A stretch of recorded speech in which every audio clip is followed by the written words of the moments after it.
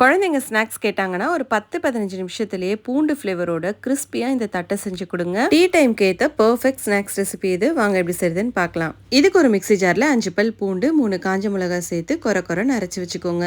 பவுல்ல 2 கப் அரிசி மாவு, பொடியா கட் பண்ண கருவேப்பிலை, 2 மணி நேரம் ஊற வச்சு 1 ஸ்பூன் கடலை பருப்பு, பூண்டு மிளகாய் விழுது, 1/4 ஸ்பூன் பெருங்காயத்தூள், தேவையான அளவுக்கு உப்பு, 1/2 ஸ்பூன் சீரகம், 1 ஸ்பூன் பட்டர் சேர்த்து இதை ஃபர்ஸ்ட் நல்லா மிக்ஸ் பண்ணிக்கோங்க. இப்போ இதுல கொஞ்சம் கொஞ்சமா தண்ணி விட்டு பூரி மாவு பதத்துக்கு பிசைஞ்சுக்கோங்க. கொஞ்சம் கொஞ்சமா மாவு எடுத்து இந்த சைஸுக்கு உருண்டை பண்ணி எல்லாத்தையும் ரெடி பண்ணி வச்சுக்கோங்க. இதை எண்ணெய் தடவுன ஷீட்ல வச்சு இன்னொரு ஷீட்டால மூடி பிளாட்டான ஆப்ஜெக்ட் வச்சு மெல்லிசா தட்டிக்கோங்க. இப்போ இதை ஃப்ரை பண்றதுக்கு பிசுபிசுப்பு இல்லாத சன்லேண்ட் ரிஃபைன் சன்ஃபிளவர் ஆயில் தான் எடுத்திருக்கேன். இது நான் ஸ்டிக்கி, இதுல விட்டமின் A, D, E இருக்கு அண்ட் நோ கொலஸ்ட்ரால். இது கிளியர் அண்ட் லைட்டா இருக்கிறதுனால ஈஸியா டைஜஸ்ட் ஆயிடும். அப்படியே சன்லேண்ட் கிச்சன் இன்ஸ்டாகிராம் பேஜையும் மறக்காம ஃபாலோ பண்ணிக்கோங்க. இதையெல்லாம் எண்ணெயில போட்டு நல்லா கிறிஸ்பியா ஃப்ரை பண்ணி எடுத்தீங்கன்னா சூப்பரான கார்லிக் தட்டை ரெடி. கண்டிப்பா இந்த ரெசிபியை ட்ரை பண்ணுங்க. தேங்க்ஸ் ஃபார் வாட்சிங்.